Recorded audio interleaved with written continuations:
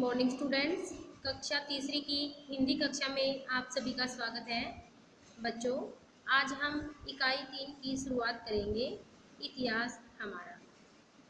क्या आप बता सकते हैं इतिहास शब्द का क्या अर्थ है? इतिहास शब्द का अर्थ है अतीत की कोई घटना जिसका जाने अनजाने हमारे आज के साथ संबंध हो। आज हम जिस इकाई की शुरुआत करेंगे उस इकाई का नाम है इतिहास हमारा। इकाई की शुरुआत करने से पहले हम इतिहास इकाई के मुख्य विचार और विवरण के विषय में जानेंगे, जो इस प्रकार है। नमस्ते बच्चों, क्या आप जानते हैं कि हम जो भी पाठ या कविता पढ़ते हैं उसका कोई ना कोई मुख्य विचार होता है। तो आइए आज इस वीडियो द्वारा यह जाने कि कहानी या कविता का मुख्य विचार क्या है, इसका पता कैसे लगाया जा सकता है। मुख्य विचार को 3 भागों में बांटकर पता किया जा सकता है। सबसे पहले शीर्षक को पढ़ना चाहिए, फिर कहानी या कविता में आए चित्रों को ध्यान से देखना चाहिए, फिर कहानी या कविता में आए उन शब्दों पर ध्यान देना चाहिए जो बार बार आए। इसी तरह यदि हमें किसी संपूर्ण इकाई के विषय का मुख्य विचार जानना हो तो हम उसे कैसे जान सकते हैं? यह समझने के लिए प्रस्तुत इकाई के विषय के बारे में बात करते हैं। जैसा कि हमने जाना कि सबसे पहले विषय के शीर्षक को ध्यान से पढ़कर समझना है। इस इकाई के विषय का शीर्षक है इतिहास हमारा। जैसे कई वर्ष पूर्व लोगों ने हमारे देश भारत की आजादी की लड़ाई लड़ी और आज हम उनके बलिदान और संघर्ष के कारण आजाद हैं। अच्छा बच्चों, क्या आप बता सकते हैं कि हमें अपने इतिहास की घटनाओं के विषय में कैसे पता चलता है? सही सोचा आपने। प्रमुख व्यक्तियों और घटनाओं के बारे में सुनकर या पढ़कर और ऐतिहासिक इमारतों को देखकर या उनके बारे में जानकर। शीर्षक को समझकर हम जान चुके हैं कि इस इकाई का विषय इतिहास से जुड़ा है। आइए अब मुख्य विचार जानने के दूसरे चरण को समझते हैं और इकाई के पाठों में दिखाए गए चित्रों को देखकर मुख्य विचार समझने का प्रयास करते हैं। कुछ प्रमुख ऐतिहासिक इमारतें हैं: हवा महल, बुलंद दरवाजा, सांची स्तूप, विजय स्तंभ और बृहदेश्वर मंदिर। इन सभी इमारतों को देखकर, उनके बारे में पढ़कर और प्रमुख शब्दों को समझकर हम यह जान सकते हैं कि इनका निर्माण किसने, कैसे और क्यों करवाया था। इतिहास के बारे में इमारतों से ही नहीं, लोगों से भी जाना जा सकता है। ऐसे ही हमारे इतिहास को गौरवशाली बनाने वाली वीरांगना थी रानी चेन्नम, जिनका जन्म ककती में राजा धुलप्पा के यहाँ। इनका विवाह दक्षिण के कित्तूर में हुआ। ये कई कलाओं को जानने वाली और वीरांगना थी। पति मल्लसर्ज और पुत्र शिवलिंग की मृत्यु के पश्चात इन्होंने राजकाज को बहुत कुशलता से संभाला और अंग्रेज कलेक्टर थेंकर को अपने राज्य से खदेड़ दिया। बच्चों, हमारे इतिहास से जुड़ी इन दोनों सूचनाओं का मुख्य विचार हमें हमारे इतिहास से परिचित कराना है और इनसे जुड़ी दी गई जानकारियां मुख्य विचार का विवरण है। इस तरह आप भी किसी भी पाठ को पढ़कर उसके मुख्य विचार तथा उसके विवरण को समझ सकते हैं। इसी तरह सीखते रहिए। शुभकामनाएं। बच्चों, अभी आप सभी ने हमारी नई इकाई की थीम इतिहास हमारा का संक्षिप्त परिचय प्राप्त किया है। इकाई की शुरुआत करने से पहले हम सभी र के विभिन्न रूपों से मिलकर बने शब्दों का उच्चारण करना सीखेंगे, जो इस प्रकार है।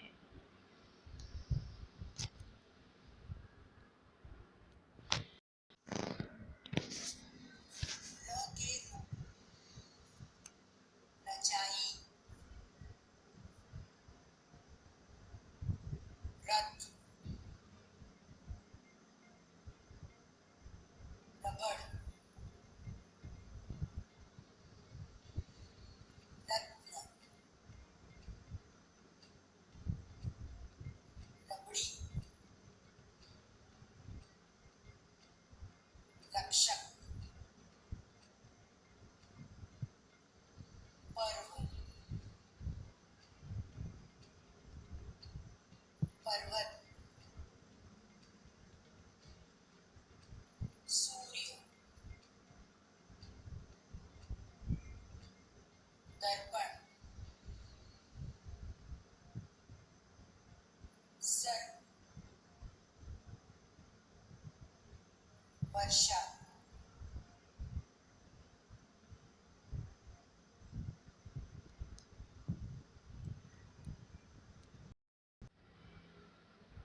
बच्चों, अभी आप सभी ने अपनी आपने र के विभिन्न रूपों से मिलकर बने शब्दों का उच्चारण करना सीखा।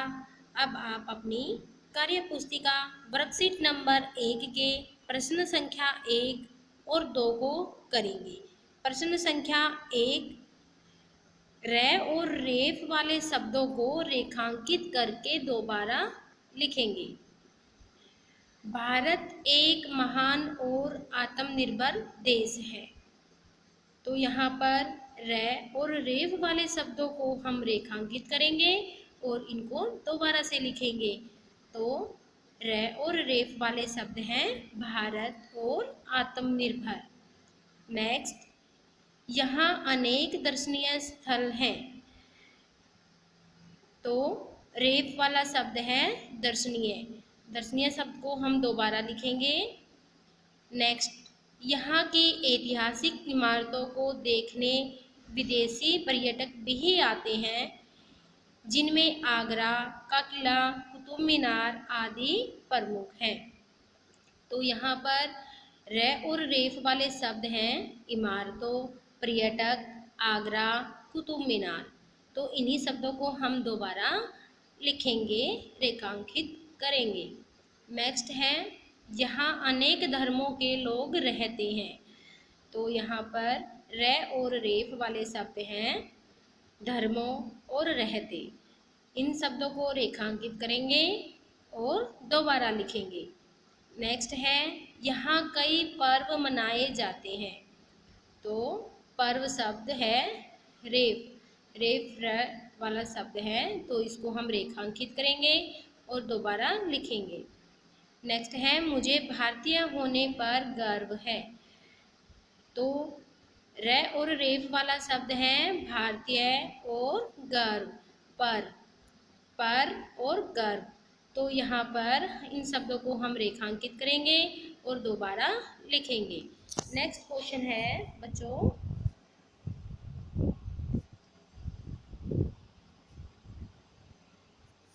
र या रेफ लगाकर शब्द पूरे कीजिए। यहाँ पर आपको कुछ चित्र दिखाई दे रहे हैं। इन्हीं चित्रों को ध्यान में रखकर आप शब्द बनाएंगे।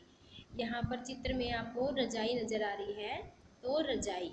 नेक्स्ट है, बच्चे खेल रहे हैं, तो पर्व। नेक्स्ट में आपको रक्षक नज़र आ रहा है।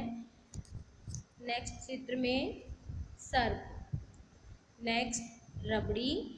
नेक्स्ट सूर्य।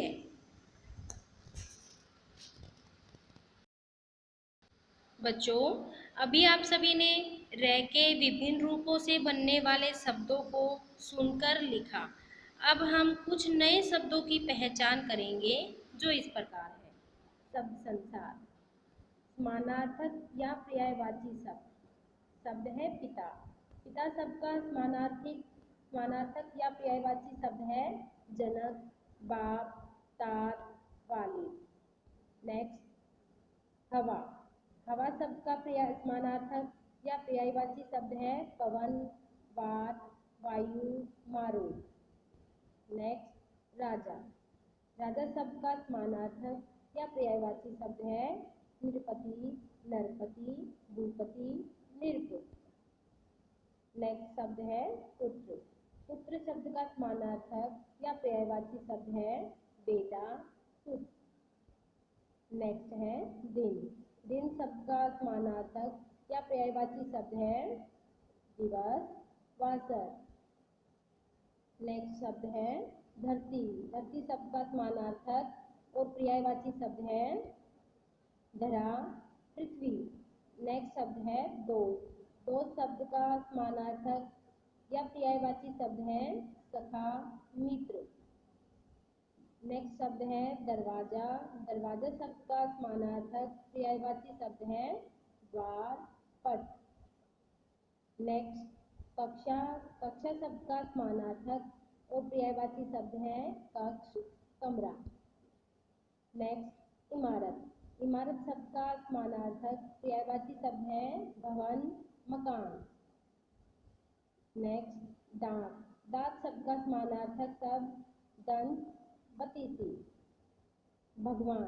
भगवान शब्द का पर्यायवाची शब्द है ईश, ईश्वर। आँख। आँख शब्द का पर्यायवाची शब्द है नेत्र, नयन। हाथ। हाथ शब्द का समानार्थक शब्द है हस्त, कर।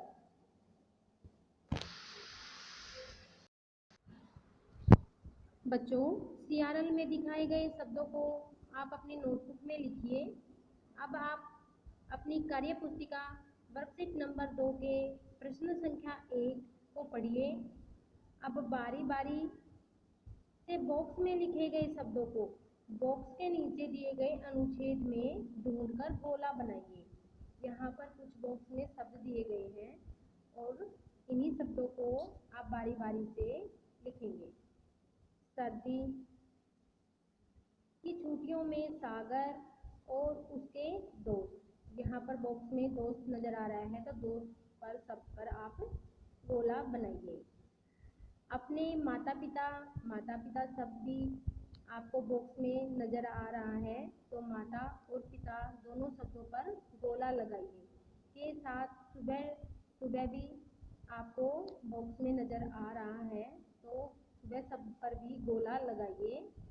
कि ट्रेन से जयपुर की ऐतिहासिक इमारतों। इमारतों शब्द पर भी आप गोला लगाइए। को देखने के लिए निकल गई। वहां पहुंचते ही उन्होंने सबसे पहले हवा महल देखा जिसका निर्माण राजा। राजा शब्द पर भी गोला लगाइए। स्वाई प्रताप सिंह ने करवाया था। इस इमारत में मौजूद हवादार खिड़कियों और झरोखों की वजह से इसका नाम हवा महल पड़ा। हवा महल का सामने से कोई दरवाजा। दरवाजे शब्द पर भी आप गोला लगाएंगे। नहीं है।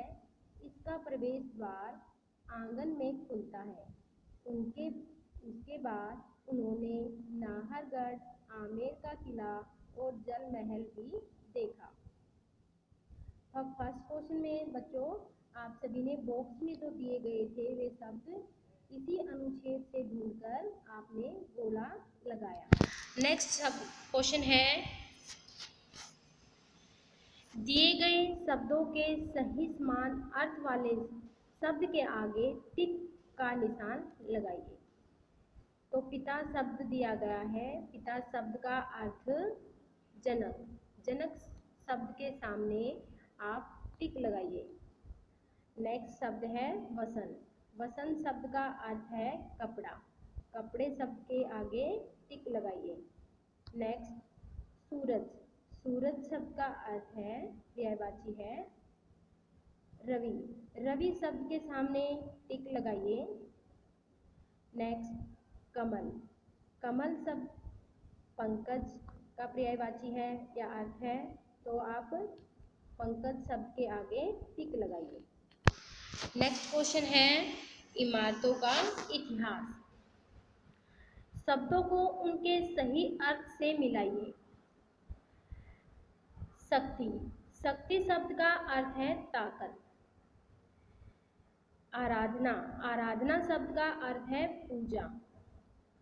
नेक्स्ट जलसों, जलसों शब्द का अर्थ है उत्सव। शिखर शब्द का अर्थ है चोटी और छज्जा शब्द का अर्थ है बालकनी।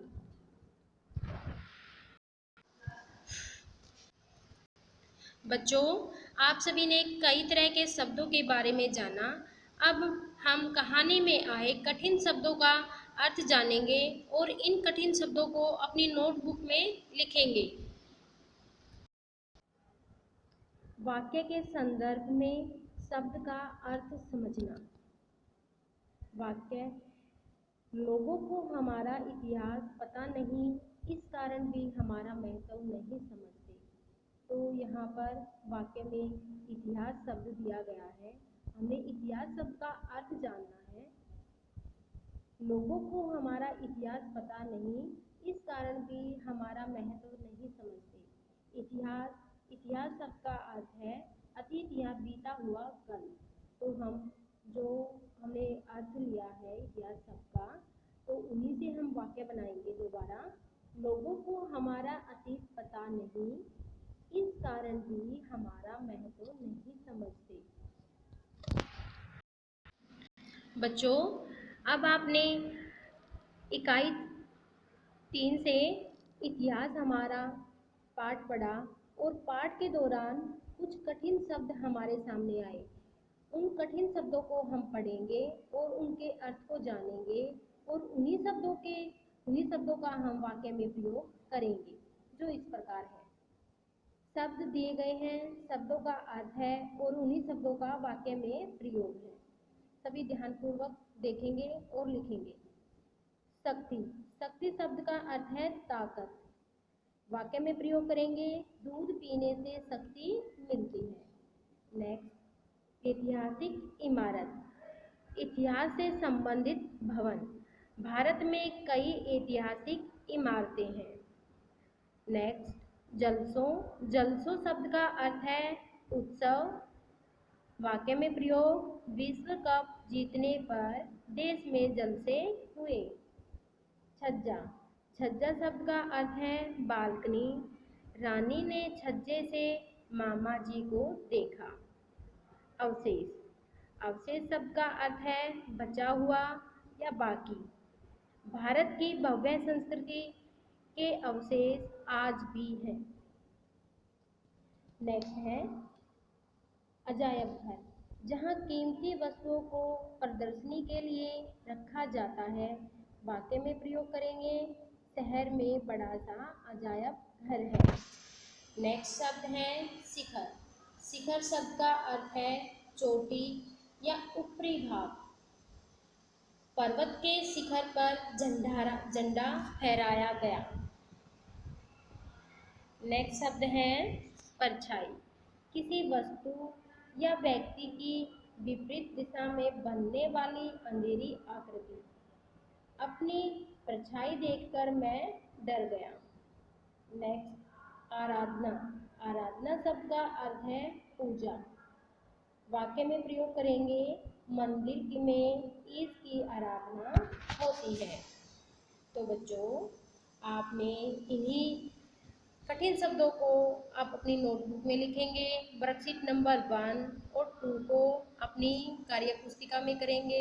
धन्यवाद।